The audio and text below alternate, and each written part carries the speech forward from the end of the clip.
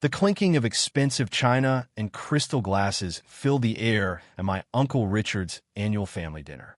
As usual, I sat at the far end of the table, wearing my cheap blazer that cost more than most people's monthly salary.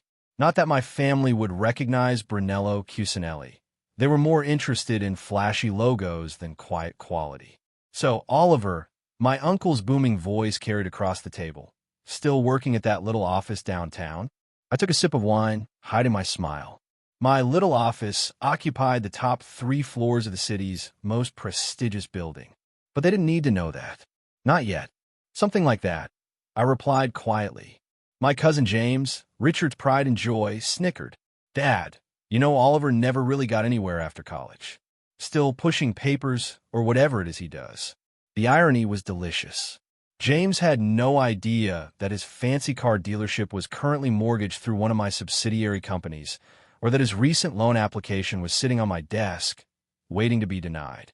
At least he has a job, my Aunt Margaret chimed in with false sympathy. Though really, Oliver, at your age, you should be thinking bigger. Look at James, he owns his own business. I glanced at my phone, checking the latest message from my CFO. Sterling Enterprises' bankruptcy proceedings are ready.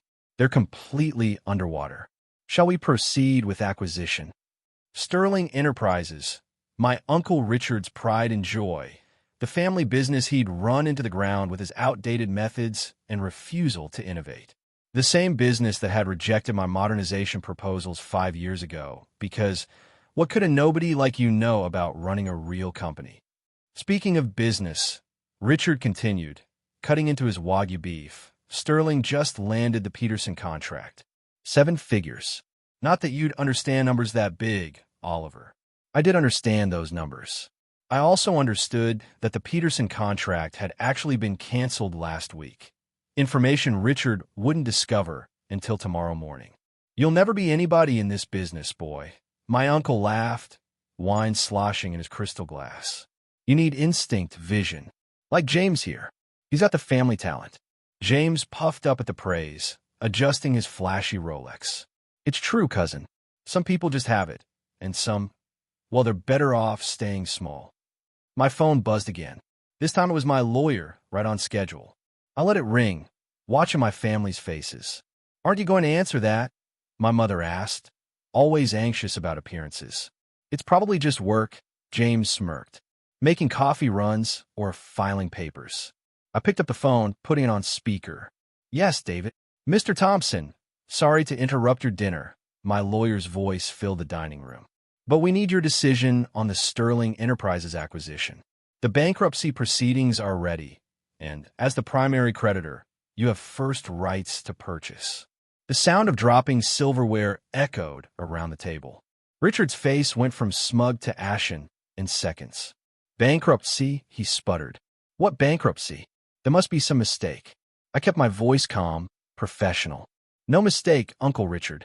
Sterling Enterprises has been insolvent for months. You've been operating on loans that my company, Thompson Global, has been quietly purchasing. James's Rolex clinked against his water glass as his hand began to shake. Thompson Global? The investment firm that owns half the city. The same, I replied, enjoying the dawning horror on their faces. Though I prefer to think of it as the company that's about to own Sterling Enterprises. You can't. Richard started to rise, his face purpling. Actually, I can, and I will. David, I spoke into the phone. Proceed with the acquisition. Full terms as discussed. My Aunt Margaret's pearls rattled as she clutched her throat. But you're nobody. You push papers. You work in a little office. I stood up slowly, straightening my cheap blazer. That little office? It's the headquarters of Thompson Global. Those papers I push, they're acquisition documents for companies like Sterling Enterprises. And that nobody you've been mocking all these years? He just bought your family business. The silence that followed was absolute. Even the crystal glasses seemed to hold their breath. Tomorrow morning, I continued, Sterling Enterprises will announce its bankruptcy. By noon, Thompson Global will own all its assets. And by the end of the week, the company you ran into the ground will be completely restructured. You planned this, Richard accused, his voice shaking. All these years, you were just waiting. No, Uncle Richard. You planned this. Every time you ignore my advice about modernizing. Every time you mock my career. Every time you call me a nobody. You planned your own downfall. I picked up my phone again, seeing another message from my CFO. James's dealership loan application denied? Oh, and James, I added, looking at my shell-shocked cousin. About that loan application for your dealership? I'm afraid Thompson Financial will have to decline. We don't lend to businesses with your risk profile. The expensive china rattled as Richard slammed his fist on the table. You can't do this to us. We're family. I smiled, remembering all the family dinners where they'd belittled me, all the holidays where they'd treated me like a failure. Family, I replied softly.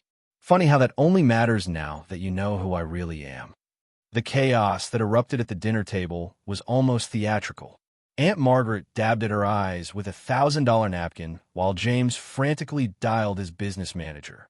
Uncle Richard had gone from purple to pale, his hands shaking as he tried to pull up Sterling Enterprises financials on his phone. Locked out already? I asked mildly, taking another sip of wine. Standard procedure during acquisition. Don't worry. The official bankruptcy announcement won't hit the news until 9 a.m. tomorrow. The country club meeting, Aunt Margaret whispered in horror. Richard has the quarterly business leadership breakfast tomorrow morning. I checked my watch, a subtle Patek Philippe that probably cost more than James's dealership. Perfect timing, actually.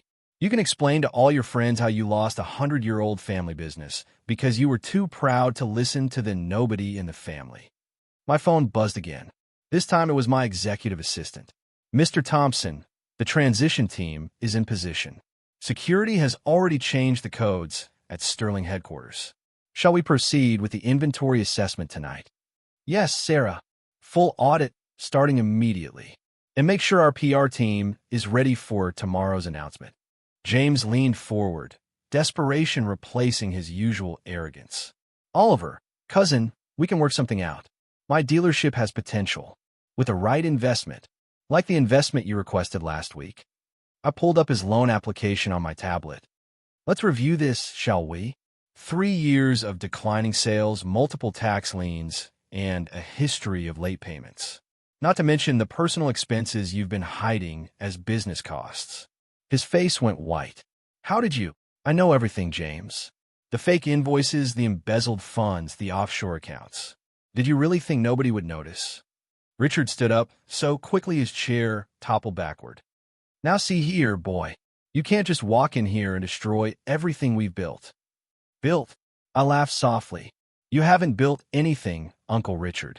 You inherited Sterling Enterprises from grandfather and spent 30 years running it into the ground. While you were playing golf and bragging at country clubs, your competitors were innovating. The same innovations I tried to tell you about 5 years ago. My mother, who had been unusually quiet, finally spoke. Oliver, honey, surely there's another way. We're family. Funny, I replied. I don't remember anyone mentioning family when Uncle Richard denied my application for a junior executive position. Not qualified, I believe, were his exact words.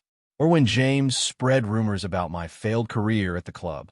I stood up, straightening my jacket. But you're right about one thing. We are family. Which is why I'm offering you all a chance. One chance. The hope that flickered across their faces was almost pathetic. Tomorrow morning, after the bankruptcy announcement, Thompson Global will begin restructuring Sterling Enterprises. We'll modernize operations, streamline management, and implement all the changes I proposed 5 years ago. And Richard asked warily, and I'm offering you positions in the new organization. Not your old roles, obviously, but legitimate jobs where you can learn how a real business operates. James scoffed, though his voice trembled. You expect me to work for you? I own my own company. Not for long, I replied calmly. Your dealership's loans are being called in tomorrow. All of them. Unless you accept my offer, you'll be facing your own bankruptcy by the end of the week. The room fell silent again, broken only by Aunt Margaret's muffled sobs. Why? Richard asked finally. Why do this at all? Why not just buy us out quietly? I walked to the window, looking out at the city skyline, my skyline, though they hadn't known it until tonight. Because some lessons need to be learned publicly. Because success isn't about country club memberships and luxury cars. It's about building something real, something that lasts. My phone buzzed one final time. Sir, the Sterling Enterprises board has been notified. Emergency meeting scheduled for 8 a.m. tomorrow. Speaking of meetings, I turned back to my shell-shocked family. I suggest you all prepare for a very interesting morning. The press will want statements about the bankruptcy, and the board will have questions about those creative accounting practices you've been using, Uncle Richard. I picked up my coat, bespoke Tom Ford that probably cost more than their monthly country club dues.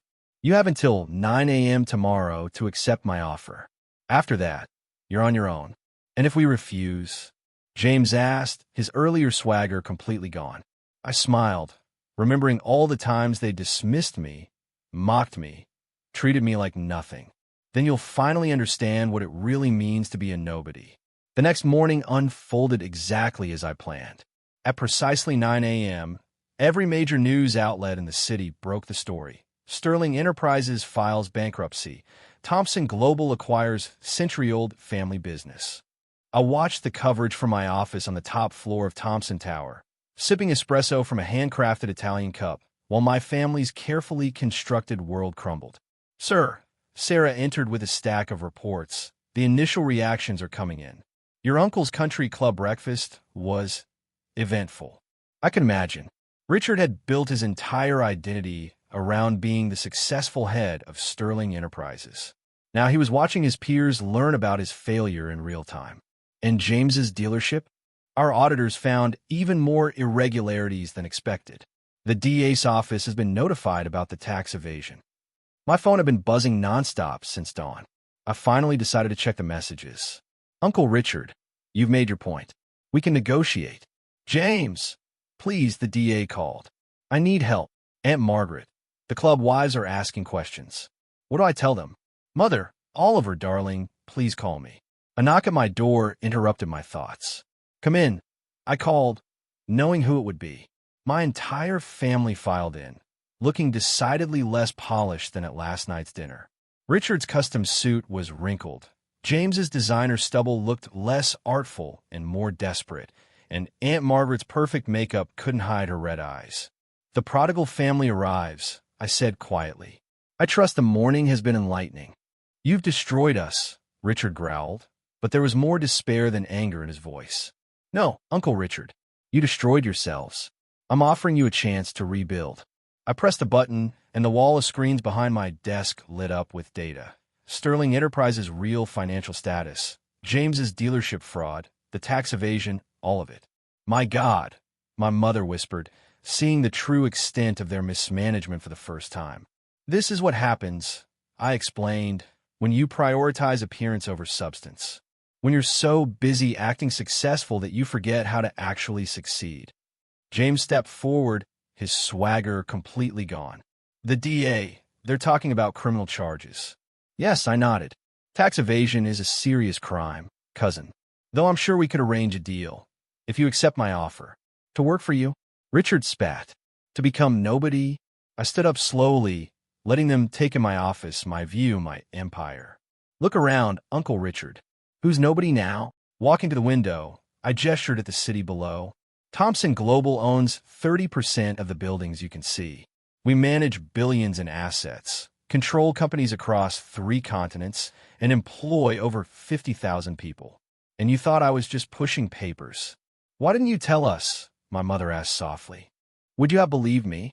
I turned to face them. Or would you try to take this too, like you took everything else grandfather left me? That hit home. They all remembered how Richard had manipulated grandfather's will, ensuring Sterling Enterprises went to him instead of being split among the family as originally planned. The offer stands, I continued. James, you'll start in compliance. Learn what rules actually mean. Uncle Richard, you'll work in operations, seeing how modern business really runs. Aunt Margaret, customer relations could use your social skills for legitimate purposes. And if we refuse? Richard asked, though his voice lacked conviction. I picked up a file from my desk. Then the DA gets this complete documentation of every financial irregularity, every tax dodge, every embezzled dollar. Your choice. They looked at each other, these proud people who'd spent years mocking me, now brought low by their own arrogance. When do we start? James asked finally. Today. HR has your paperwork ready. You'll start at entry-level salaries, of course. Time to learn the value of actual work. Over the next year, Sterling Enterprises transformed under Thomson Global's leadership. The outdated systems were modernized, the corrupt practices eliminated, the business rebuilt on a solid foundation. And my family? They learned. Slowly, painfully, but they learned. Richard discovered that real business acumen meant more than golf course deals and country club connections. James, facing the consequences of his actions, found that honest work could be more satisfying than flashy facades. I watched them change, these people who had once called me nobody, as they rebuilt their lives from the ground up. 1 year later, I called another family dinner, this time in my penthouse, with its view of the city we now truly helped build. A toast, I raised my glass, looking at their changed faces. To family. To family, they echoed, humility replacing their former arrogance. And to nobodies, I added with a slight smile. May we all remember that true success isn't about who you appear to be, but who you actually are. They drank to that, these former somebodies who had learned what it meant to be nobody, and then learned how to become somebody real. As I looked out my city, I thought about grandfather's last words to me. Success isn't about being somebody, Oliver. It's about doing something that matters. Finally, after all these years, my family understood what that meant.